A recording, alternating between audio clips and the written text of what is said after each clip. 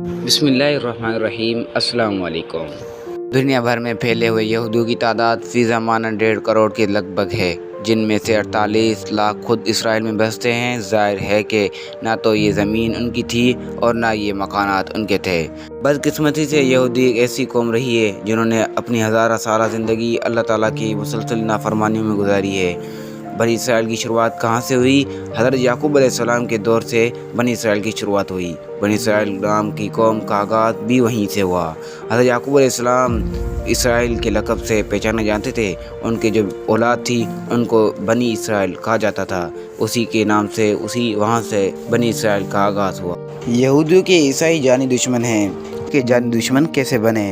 عیسائیوں کے نزدیک یہودیوں کے 2 بڑے جرائم تھے جن کی بنیاد پر یہ قابل گردن زدنی سمجھے جاتے تھے۔ عیسائیوں کے خیال کے مطابق یہودی حضرت عیسیٰ علیہ السلام کے قاتل ہیں۔ نمبر 2، وہ دوبارہ آنے والے پیغمبر حضرت عیسیٰ علیہ السلام کو نعوذ باللہ دجال قرار دیتے ہیں۔ چنانچہ انہی 2 بڑے جرائم کی بنیاد پر عیسائیوں کے نزدیک یہودی قوم انتہائی قابل نفرت رہی ہے۔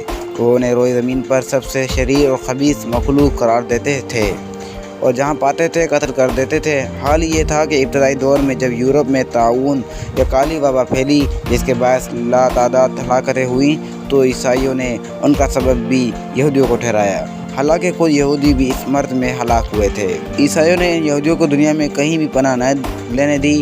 وہ ان کے خون کے پیاسے تھے۔ انہوں نے انہیں ہزاروں کی تعداد میں اجتماعی قتل کیا۔ ہٹلر کی مثال عام ہے۔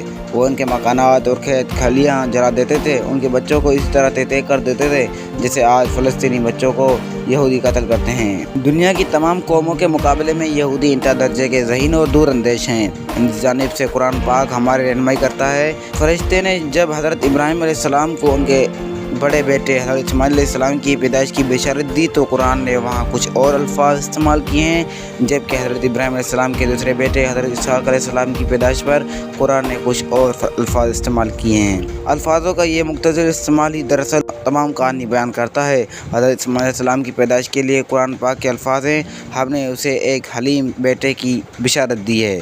حلیم یعنی بردبار، فرمانبردار، اطاعت گزار، سنجیدہ اور عاجزی پسند۔ مسلمان چونکہ حضرت اسماعیل علیہ السلام کی نسل سے ہیں اس لیے ان کے اندر یہ صفت بڑی حد تک آج بھی موجود ہے۔ واضح ہے کہ قرآن نے حضرت ابراہیم علیہ السلام کے لیے بھی ایک موقع پر حلیم ہی کا لفظ استعمال کیا ہے۔ دوسری جانب فرشتے نے جب حضرت اسحاق علیہ السلام کی بشارت کے لیے جو الفاظ استعمال کیے ہیں وہ یہ ہیں، ہم تمہیں ایک علیم لڑکے کی بشارت دیتے ہیں۔ علیم یعنی علم والا، ہوشیار، دور اندیش، ذہین اور فطین۔ مولانا مودودی نے ان تمام خصوصیات کو ایک خوبصورت لفظ سیانے میں جمع کر دیا ہے، یعنی ہم تمہیں ایک سیانے لڑکے کی بشارت دیتے ہیں۔ یہودی چونکہ حضرت اسحاق علیہ السلام کی نسل سے ہیں اس لیے ان کے اندر یہ تمام صفات آج بھی پائی جاتی ہیں۔ نمبر 3، عیسائیوں کو زیر کرنے کے لیے یہودیوں نے ظلم و تشدد اور خونی راستوں سے ہٹ کر جس کی قوت ان کے پاس اس وقت دستیاب نہ تھی، دیگر غیر تشدد پسندانہ راستے اختیار کیے۔ سب سے پہلی ضرب انہوں نے عیسائی مذہب کی کلید اور وحدانیت پر لگائی۔ عیسائیوں کا اصل مذہب کیتھولک ہے، لیکن یہودیوں نے اپنی سازش سے اس کے اندر ایک نیا بدعتی فرقہ پروٹسٹنٹ ایجاد کیا، جس کے بعد عیسائی 2 بڑے ٹکڑوں میں تقسیم ہو گئے۔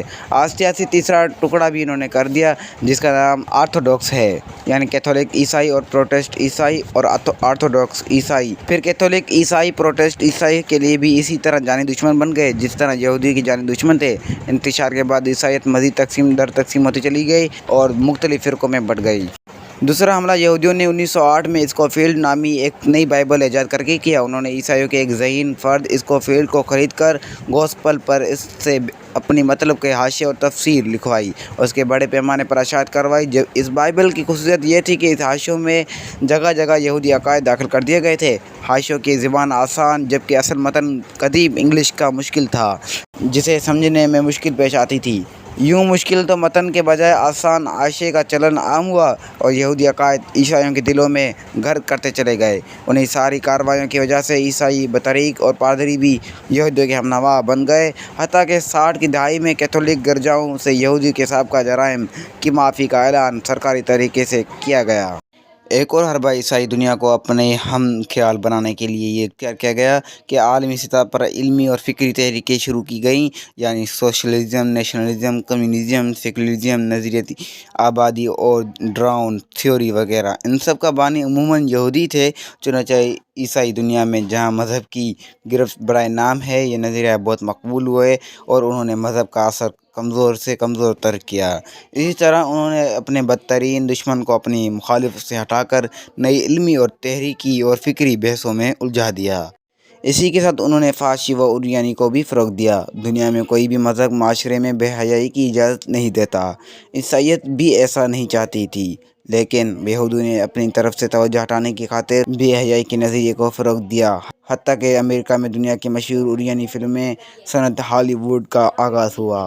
उन्होंने ईसाईयत में बेहयाई और खुली फहाशी को फ़रोग़ दिया, उन्हें नाइट क्लबों और पैराओं में लगाया, जिससे उनकी अखलाकियात खोखली होती चली गई। यही हाल उन्होंने मीडिया का भी किया। तमाम बड़े रसायल, जराइद, टाइम्स न्यूज़, वेक व BBC, रॉयटर वगैरह ये सारे नशरियाती इदारे यहूदी हैं या उनकी कलीदी आसमाइयों पर यहूदी फ़ाइज़ हैं, जहाँ से वो ईसाइयों और बाकी दुनिया को भी अपनी मर्ज़ी की खबरें सुनाते हैं और नशर करवाते हैं। जंग अज़ीम अव्वल और दोम में जब यूरोपीय हुकूमतें आपस में टकरा कर ख़त्म हो रही थीं, बाद मजबूत यहूदी सरमायाकारियों ने इन ममलिकत को बड़े बड़े कर्ज़े फराहम करके उन्हें अपनी मुट्ठी में जकड़ने की कोशिश की।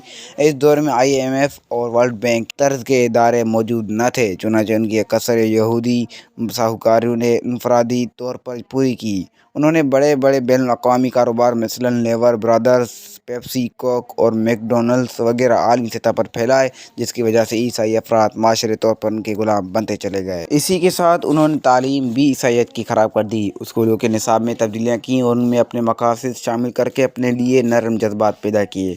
इसलिए ईसाइयों की मौजूदा नस्ल यहूदियों की आम तौर पर अपना दुश्मन नहीं समझती। एक और रास्ता अपने दुश्मनों पर हावी होने का इन्होंने ये इख्तियार किया। फ्री मैसेज तहरीक शुरू कर दी।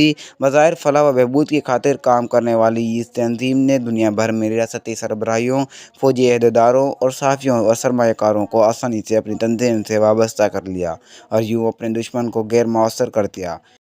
ये थे 8 नुक्ते जिस तरह यहूदी शातिर कौम ने अपने खून दुश्मन ईसाइयों को अपने दायरे इख्तियार में कैद कर लिया। इनसे वही कुछ कहलवाने लगे जो कुछ वो कहलवाना चाहते थे।